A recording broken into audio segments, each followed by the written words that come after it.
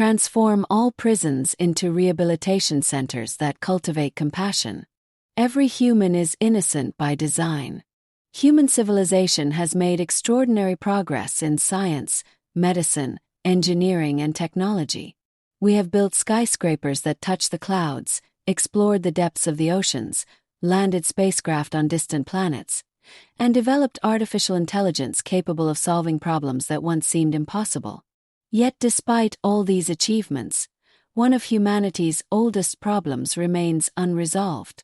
Violence continues. Crime persists. Families are broken. Addiction spreads. Corruption weakens institutions. Wars destroy nations, and millions of people continue to suffer.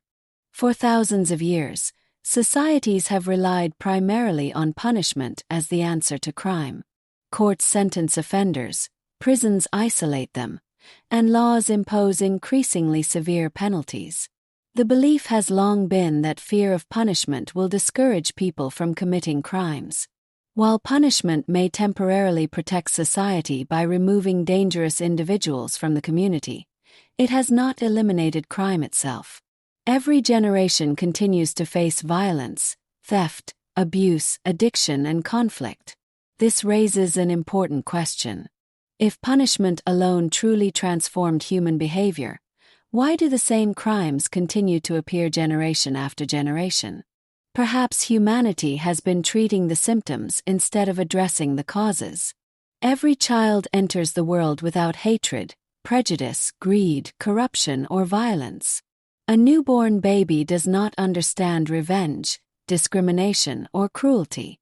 These behaviors develop over time through experiences, environments, relationships, education, trauma, neglect, abuse, social influence, and personal choices. Human beings are shaped by both biology and environment. The early years of life play a crucial role in forming emotional intelligence, empathy, self-control, and moral understanding. This idea can be expressed in a simple principle. Every human being is innocent by design. This statement does not mean that harmful actions are acceptable or that people should never be held responsible. Rather, it means that criminal behavior is not an inevitable destiny written into every person's character at birth. Human beings possess the capacity for both compassion and destruction. Which path they follow depends greatly on how they are guided, educated, supported, and held accountable throughout life. To understand this, it is useful to compare human beings with other living creatures. Many animals are born with powerful instincts that guide their survival. A young tiger does not attend a school to learn that it is a carnivore. Hunting behavior develops naturally through instinct and observation. Birds instinctively build nests. Fish swim shortly after birth. Spiders weave intricate webs without formal instruction. Bees organize complex colonies according to biological patterns that have evolved over countless generations. Plants also follow natural patterns. A seed knows how to grow toward sunlight. Roots seek water. Flowers bloom according to their biological design. Nature provides them with built-in systems that guide their development. Human beings are different. Although humans possess natural instincts, they are not born knowing how to become compassionate, honest, respectful, patient, or responsible members of society. A child is not born understanding justice, kindness, forgiveness, cooperation, or self-discipline. These qualities must be taught, demonstrated, practiced, encouraged, and reinforced over many years. Without guidance, a child does not automatically develop wisdom. Without education, a child does not automatically distinguish truth from deception. Without compassion, a child does not automatically learn empathy. Without moral development, intelligence alone can become dangerous. Human intelligence is one of the greatest powers on Earth. It has enabled humanity to create medicine that saves millions of lives. It has also enabled humanity to invent weapons capable of destroying entire cities. A lion may kill one animal to survive. A human being can design an atomic bomb. A wolf may defend its territory. A human being can start a global war. A virus in nature may spread accidentally. A human being can intentionally develop biological weapons. Technology itself is neither good nor evil. Its impact depends entirely on the character of the people who create and use it. This is why compassion is not merely a moral ideal. It is a survival necessity for civilization. Knowledge without compassion can become manipulation. Power without compassion can become oppression. Wealth without compassion can become exploitation. Science without compassion can become destruction. History repeatedly demonstrates that intelligence alone does not guarantee wisdom. Some of the greatest tragedies in human history were planned by highly educated individuals who lacked empathy for others. Their technical abilities were extraordinary, but their moral development failed to keep pace with their intellectual achievements. The greatest challenge facing humanity today is therefore not simply increasing knowledge. It is cultivating compassion equal to our growing power. Every invention multiplies human capability. Only compassion determines whether that capability is used to heal or to harm. When compassion becomes the foundation of human development, intelligence serves humanity. When compassion is absent, intelligence may become one of the most dangerous forces on Earth. This understanding changes the way we think about crime. Instead of asking only why someone committed a crime, we should also ask what conditions allowed that behavior to develop. Was the person raised in violence? Were they neglected as a child? Did they suffer abuse, addiction, untreated mental illness, extreme poverty, social isolation, or a complete absence of positive guidance? These questions do not excuse criminal behavior. They help explain it. Understanding causes is the first step toward preventing future harm. Just as doctors diagnose disease before prescribing treatment, society must understand the roots of crime before deciding how justice should respond. The purpose of justice should not be revenge. The purpose of justice should be to protect society, restore victims wherever possible, prevent future crime, and help individuals who are capable of change become responsible citizens. This is the beginning of a new vision for humanity. A vision in which prisons become places of transformation instead of hopelessness. A vision in which compassion becomes one of the most powerful tools for creating lasting peace. If society truly wishes to reduce crime, it must first understand how human behavior develops. Every action has a cause. Just as disease develops through biological processes, harmful behavior often develops through psychological, social, and environmental influences. Modern research has shown that crime rarely emerges from a single cause. Instead, it usually results from a combination of factors that accumulate throughout a person's life. One of the most important discoveries in psychology is that childhood experiences shape adult behavior. The first years of life are critical for the development of trust, empathy, emotional regulation, and moral reasoning.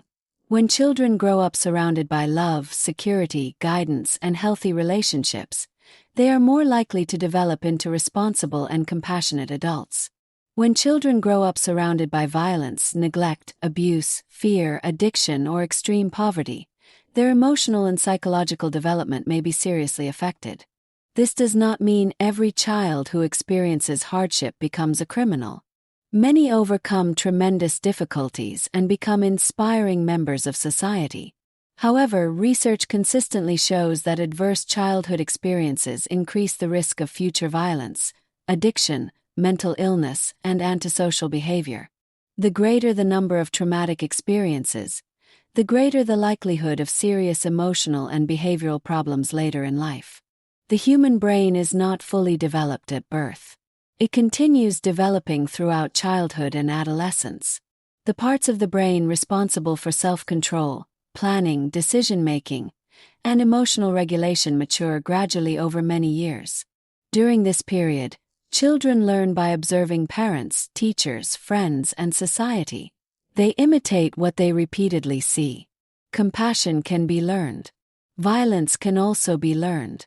A child who repeatedly experiences kindness often learns kindness. A child who repeatedly experiences cruelty may begin to believe cruelty is normal. This simple truth has enormous implications for criminal justice. If harmful behavior can be learned, then it can also be unlearned. The brain possesses an extraordinary ability known as neuroplasticity. Throughout life, new experiences can strengthen healthy patterns of thinking while weakening destructive ones. This means meaningful change remains possible for many people, even after years of harmful behavior. Counseling, education, positive relationships, emotional support, and rehabilitation can help people develop healthier habits and better decision-making. This is one reason why many former offenders become successful teachers, counselors, social workers, business owners, artists, and community leaders. Their past does not disappear, but it no longer determines their future. Unfortunately, punishment alone often fails to encourage this transformation. When prisons focus only on confinement, isolation, and suffering, they may unintentionally reinforce hopelessness, anger, resentment, and social exclusion. A person who leaves prison without education, employment skills, psychological treatment, or emotional healing often returns to the same environment that contributed to criminal behavior in the first place. The result is a cycle that repeats itself. Crime leads to imprisonment. Imprisonment leads to unemployment. Unemployment increases poverty. Poverty increases desperation. Desperation increases the risk of further crime. Society then responds with more punishment, while the underlying causes remain unchanged. Breaking this cycle requires a different philosophy of justice. Justice must protect society by preventing future crime, not merely by responding to past crime. This does not mean dangerous individuals should immediately return to society. Public safety remains essential.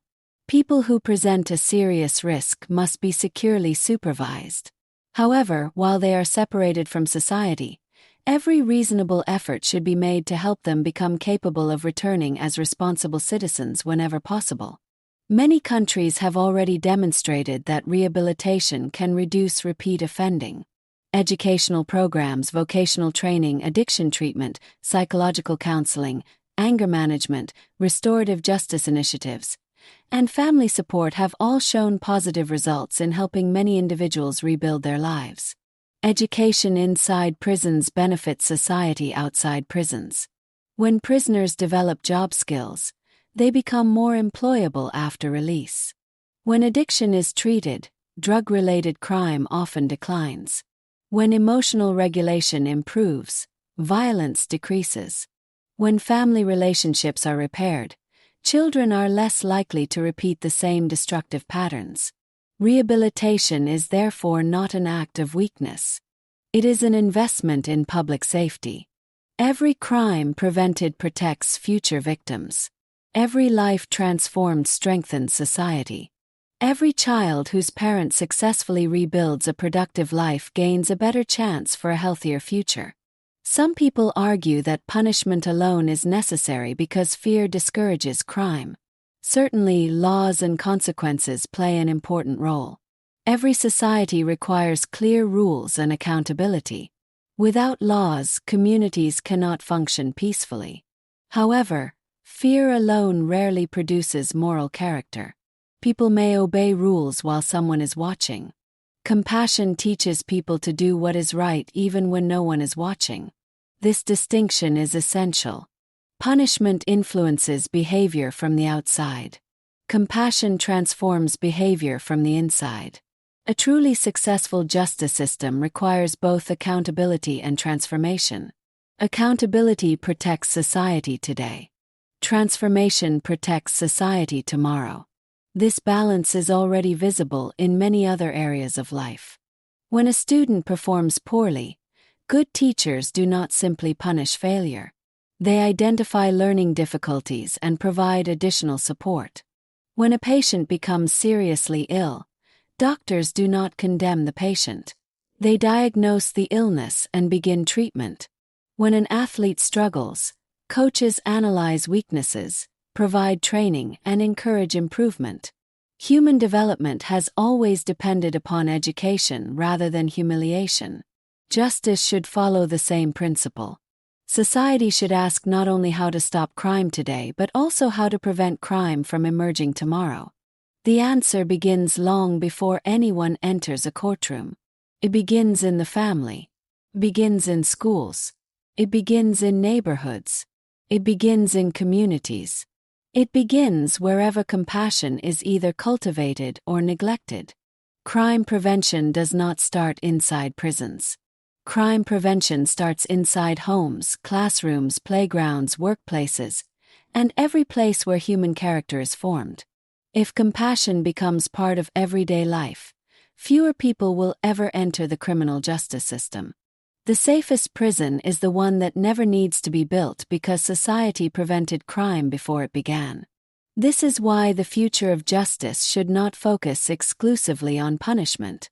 Its highest purpose should be the cultivation of responsible, compassionate, emotionally healthy human beings who possess both the freedom and the wisdom to use that freedom for the benefit of others. The next step is to understand how families, schools, governments, communities, and religious institutions can work together to cultivate compassion before crime ever occurs, creating a society in which rehabilitation becomes the exception rather than the necessity. Presented by Imran Noaman, World Peace Advocate. Website: https://www.hamdardduniya.org. Email: rightways101@gmail.com. Join Compassionate World.